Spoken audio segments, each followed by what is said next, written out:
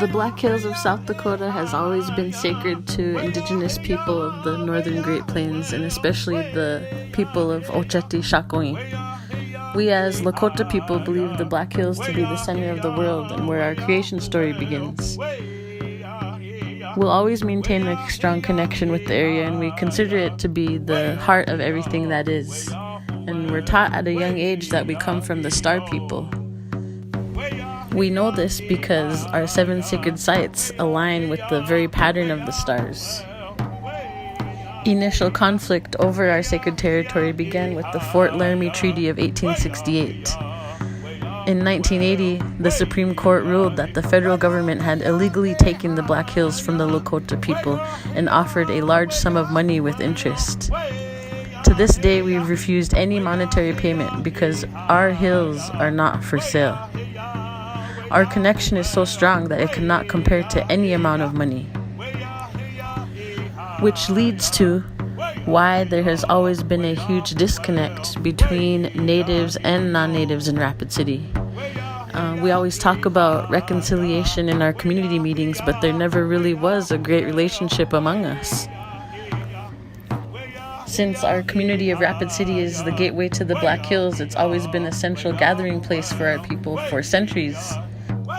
Even today, Rapid City is a host to the Lakota Nation Invitational and the Black Hills Powwow and other huge events that happen in the Black Hills. And our community is always happy to host our people.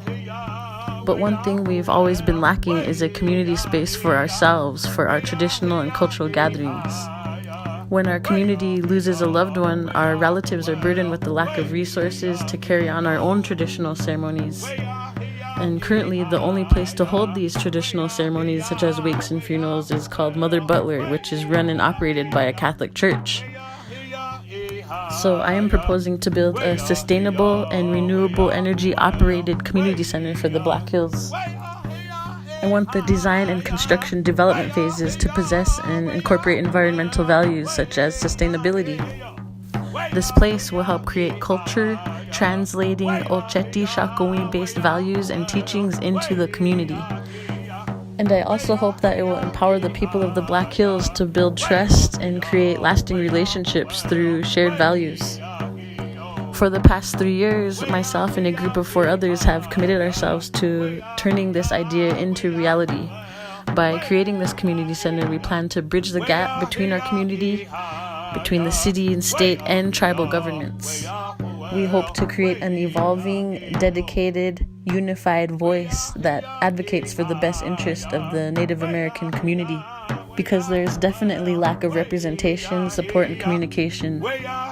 The center will become a hub of resources to educate and engage all people to create a bond of understanding and communication between Native and non-Natives in the area.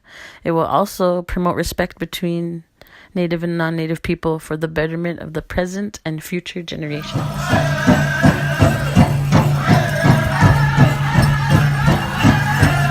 City. So people always ask, how long has Indian people been in Rapid City? Or how long have you been here? I said, we've been here so long that the dinosaurs turned to stone.